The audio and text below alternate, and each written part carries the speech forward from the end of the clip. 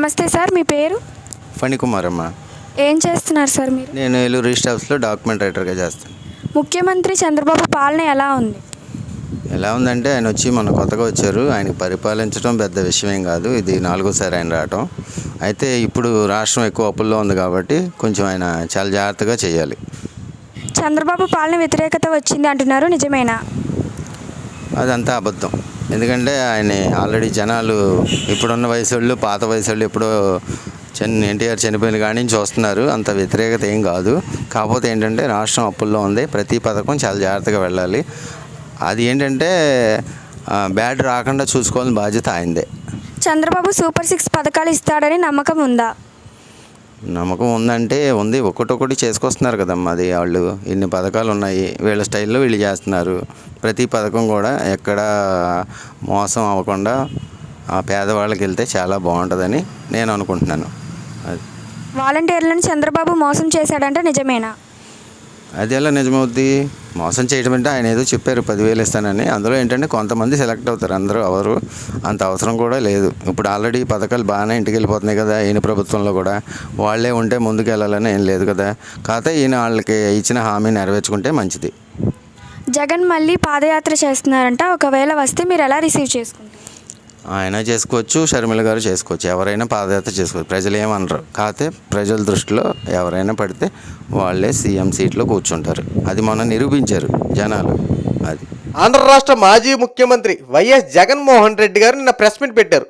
ఆ ప్రెస్ మీట్లో పార్టీ బలోపేతం కోసం, అంటే వైఎస్ఆర్సీపీ పార్టీని కాస్త బలోపేతం చేసుకోవడం కోసం, పార్టీని కేడర్లో కొన్ని మార్పులు చేర్పులు చేసుకొని ముందుకు తీసుకెళ్లే విధంగా కొన్ని కీలకమైన వ్యాఖ్యలు చేశారు. ఈ ప్రెస్ మీట్లో హైలైట్ అయిన అంశం ఏంటంటే, నేను ప్రజల్లోకి వస్తున్నా, ప్రజా సమస్యల పట్ల పోరాడతానంటూ కొత్త నినాదానికి తెరదీశారు. అంటే నిన్నటి వరకు చేసింది ఏంటో మరి నాకైతే తెలియదు, కానీ ఇప్పుడు మాత్రం కొత్త నినాదంతో జగన్మోహన్ రెడ్డి ప్రజల్లోకి రాబోతున్నారంటే కొన్ని వార్తలు హాట్ టాపిక్గా మారాయి. నిజంగా జగన్మోహన్ రెడ్డి ప్రజల్లోకి వస్తున్నాడంటే కాస్త అవుననే చెప్పాలి. ఏంటంటే ఈ సంక్రాంతి అయిపోయిన తర్వాత ఫిబ్రవరి నెల నుండి పూర్తిగా జగన్మోహన్ రెడ్డి ప్రజల్లోనే ఉంటాడు అంటూ తన ప్రెస్ మీట్లోనే మాట్లాడాడు. ఇంతకీ ఆ ప్రెస్ మీట్ ఏంటంటే, వారానికి 7 రోజుల్లో 3 రోజులేంటో మొత్తం ప్రజల్లో తిరుగుతాడట. తర్వాత ఏ నియోజకవర్గానికి సంబంధించినటువంటి ఆ నియోజకవర్గ నాయకులతో, కార్యకర్తలతో 2 రోజులు వాళ్ళతో స్పెండ్ చేస్తాడు. మిగిలిన 2 రోజులు రెస్ట్ తీసుకుంటాడంట. ఇది పార్టీ షెడ్యూల్. ఎప్పుడు? ఫిబ్రవరి నెల నుండి జగన్మోహన్ రెడ్డి యొక్క ఫుల్ షెడ్యూల్. అయితే ఇక్కడ ప్రజలు ఎలా రిసీవ్ చేసుకుంటారు జగన్మోహన్ రెడ్డిని? ఎందుకంటే ప్రస్తుతం జగన్మోహన్ రెడ్డి మీద అనేక ఆరోపణలు వస్తున్నాయి. ప్రజాధనాన్ని దుర్వినియోగం చేశాడని, లంచాలు తీసుకున్నాడని, ఆస్తి తగాదాల్లో చెల్లెల మీద అసభ్యకరంగా వ్యాఖ్యలు చేయించారని, సోషల్ మీడియాని వేదికగా చేసుకుని అనేక మంది మీద ఉన్నది లేనట్టు లేదో ఉన్నట్టు క్రియేట్ చేసి మాట్లాడడమే కానీ, ఆడవాళ్ళ పట్ల అసభ్యకరంగా మాట్లాడడమే కానీ, లకారాలతో సంబోధించుకుని బూతులతో ఇష్టానుసారంగా మాట్లాడడమే కానీ, వీటి మీద జగన్మోహన్ రెడ్డి హయాంలోనే జరిగినాయి అంటూ జగన్మోహన్ రెడ్డి కీలకమైన మనిషి కాబట్టి ఈ అంశం మీద కూడా ప్రజలు ఎలా రిసీవ్ చేసుకుంటారో అని చెప్పి కాస్త ఇంట్రెస్టింగ్గా ఉంది. అంటే జగన్మోహన్ రెడ్డి ప్రజల్లోకి వెళ్తే ఏ రకంగా ఉండబోతుంది? ఎందుకంటే గతంలో జగన్మోహన్ రెడ్డి ముఖ్యమంత్రి కాకముందు ప్రజల్లో తిరిగినప్పుడు విశేష ఆదరణ లభించింది. ఒక పక్క షర్మిల పాదయాత్ర చేపట్టింది, తిరిగింది. తర్వాత జగన్మోహన్ రెడ్డి పాదయాత్ర చేపట్టాడు, తిరిగాడు.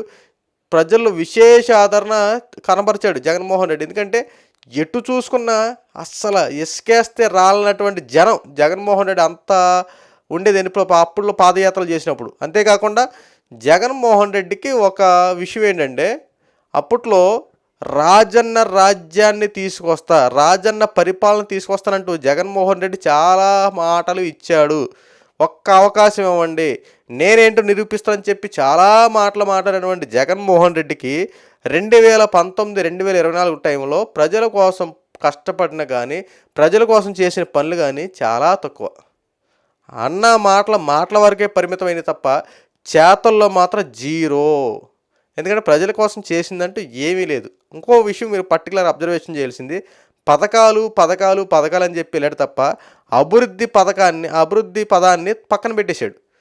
అభివృద్ధి పదాన్నే మొత్తం పక్కన పెట్టేసి పరిపాలనలో ఏం చేశాడంటే, నేనేదో చేసేస్తలే, పెరిగిపోతులే, వచ్చేస్తలే, రాష్ట్రంలో మళ్ళీ నా పరిపాలన నచ్చుకుంటుందిలే అని చెప్పి అందరూ జగన్మోహన్ రెడ్డికి గుద్దేస్తారని చెప్పి జగన్మోహన్ రెడ్డి చాలా వేరే లెవెల్లో వై నాట్ 175 175 అన్నాడు. కానీ తీరా చూస్తే కట్ చేస్తే జగన్మోహన్ రెడ్డి యొక్క పరిపాలన ఎలా ఉందంటే, పథకాలు అమ్మఒడి అంటాడు, దాంట్లో కోత విధిస్తాడు, అది చాలామందికి రావు.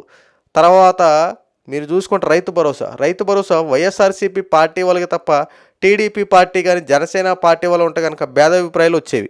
ఇళ్ల స్థలాల్లో కూడా భేదాభిప్రాయాలు కలిగాయి. అక్కడ కొంతమంది పార్టీ యొక్క కులాన్ని ఇలాంటి వ్యవహారాలను చూసి వ్యవహరించారు తప్ప కనీసం నిజంగా పేదల పక్షాన వ్యవహరించిన తీరలేదంటే దాని అంశం మీద జగన్మోహన్ రెడ్డి పరిపాలన చాలా వ్యతిరేకత వచ్చింది. ల్యాండ్ టైటిలింగ్ యాక్ట్ పెట్టాడో, లేదంటే అన్నా క్యాండిల్ ధ్వంసం చేశాడో, రకరకాల విషయాల్లో జగన్మోహన్ రెడ్డి పూర్తిగా వ్యతిరేకత వచ్చింది. అంటే ఇప్పుడు మళ్ళీ ప్రజల్లోకి వస్తారు, నేను ప్రజల్లో తిరుగుతాను, నన్ను ప్రజలు ఆదరిస్తారని చెప్పి జగన్మోహన్ రెడ్డి అనుకుంటున్నాడు. కానీ ప్రజల్లో మాత్రం జగన్మోహన్ రెడ్డి కాస్త కూడా సింపతి అనేది కూడా వర్కౌట్ అవ్వదు. ఎందుకంటే గతంలో డ్రామాలన్నీ అయిపోయినాయి. కోడికత్తి డ్రామా ఆడాడో, గులకరాయి డ్రామా ఆడాడో, బాబాయ్ గొడ్డలు వేయటం డ్రామా ఆడి, ఎటు చూసుకున్న జగన్మోహన్ రెడ్డి డ్రామాలు ఆడి అధికారంలో రావడం కోసం విశ్వ ప్రయత్నాలు చేశారు. కానీ ప్రజలు మాత్రం ఈ గులకరాయి డ్రామాలని, ఇలాంటి డ్రామాలను ఏమీ నమ్మల. ఎందుకంటే ఈసారి పక్కా ప్రణాళికతో ప్రజలు ఒక అంశం మీదకి వచ్చారు.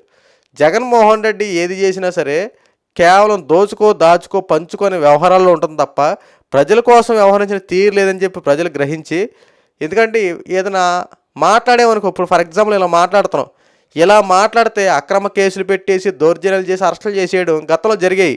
అంటే ప్రజలు కూడా చాలా వరకు స్పందన వచ్చేది కాదు. ఎవరిని అడిగినా ఇప్పుడు మనం పబ్లిక్ ఒపీనియన్ తెలుసుకుంటూ ఉంటాం. పబ్లిక్ని అడిగితే ఏమనేవారంటే జగనేనండి, మళ్ళీ జగన్మోహన్ రెడ్డి వస్తారని చెప్పి ఇలాంటి మాటలు మరి ఉంటాం. కానీ అధికారంలోకి జగన్మోహన్ రెడ్డి వస్తారని చెప్పి వాళ్ళ భయం ఉన్నా వాళ్ళ నోటంటే మాత్రం జగన్మోహన్ రెడ్డి ఏదో చేస్తారని చెప్పి ఆ భయాందోళన వాళ్ళు ఎక్కువ కనపడేది. సో ఆ రకంగా ఎక్కువ మంది జగన్మోహన్ రెడ్డి మీద నెగిటివ్ కామెంట్స్ కూడా చేసేవారు కాదు. కానీ ఎప్పుడు బుద్ధి చెప్పారంటే జగన్మోహన్ రెడ్డికి ఓటు అనే ఆయుధంతో ఎలక్షన్ల కోసం ఓపిక పట్టి ఆ టైం వరకు చూసి ఓటు అనే ఆయుధంతో జగన్మోహన్ రెడ్డి బుద్ధి చెప్పారు. ఎక్కడ 150 160 సీట్లు, ఎక్కడ 11 సీట్లు, కనీసం ప్రతిపక్షం కూడా లేకుండా 11 సీట్లు పరిమితమయ్యాడు జగన్మోహన్ రెడ్డి. అంటే ఎంత దారుణంగా ఓడిపోయాడు చూడండి. ఎందుకంటే ఇదే కూటమి ప్రభుత్వాన్ని జగన్మోహన్ గతంలో ఎన్ని రకాలుగా విమర్శించాడో, చంద్రబాబు నాయుడిని ఉద్దేశించి, పవన్ కళ్యాణ్ ఉద్దేశించి ఎన్ని రకాల మాటలు పార్టీ సంబంధించినటువంటి కార్యకర్తల దగ్గర నుంచి సోషల్ మీడియా యాక్ట్ సంబంధించిన వాళ్ళందరూ కలిసి వాళ్ళ ఇంట్లో వాళ్ళ వ్యవహారాల గురించి, వాళ్ళ గురించి ఇష్టానుసారంగా పచ్చి బూతులతో మాట్లాడినటువంటి ఇలాంటి వారికి ప్రజలు గట్టి బోనబాటమని చెప్పారు. ఈ రోజున ప్రతి ఒక్కరు గజగజ వణికిపోతున్నారు. ఎందుకంటే కూటమి దెబ్బ ఎవరి మీద పడబోతుంది, రేపొద్దున ఎవడ ఏంట్రా బాబు అన్నట్టు గజగజ వణికిపోతారు. ఎందుకంటే చంద్రబాబు నాయుడు గారు పవన్ కళ్యాణ్ అన్న మాట ప్రకారం ఎంతవరకైనా వెళ్తారు. ఒక పక్కన అభివృద్ధి చేసుకుంటూ ప్రజలకు కావాల్సిన మెరుగైన జీవిత విధానం కల్పిస్తూ ముందుకు కొనసాగుతూ ఉంటూ ప్రజలకి ఎవడైనా హాని కలిగించిన అసభ్యకర పోస్టులు పెట్టిన వ్యక్తిగత విషయాల మీద కామెంట్ చేసిన ఎట్టి పరిస్థితుల్లో ఉపేక్షించేది లేదంటూ తుక్కు రేగొట్టేటట్టు అరెస్టులు వారెంట్లు చేస్తున్నారు. ఇప్పటికైనా ప్రభుత్వం చేసే పనికి సహకరించండి, లేదంటే ప్రశాంతంగా కూర్చొని, అంతే తప్ప బురద జల్లే రాజకీయాలు, సేవ రాజకీయాలు మాత్రం దయచేసి చేయొద్దు. రేపొద్దున మీ మీదకి తెచ్చుకోవద్దు.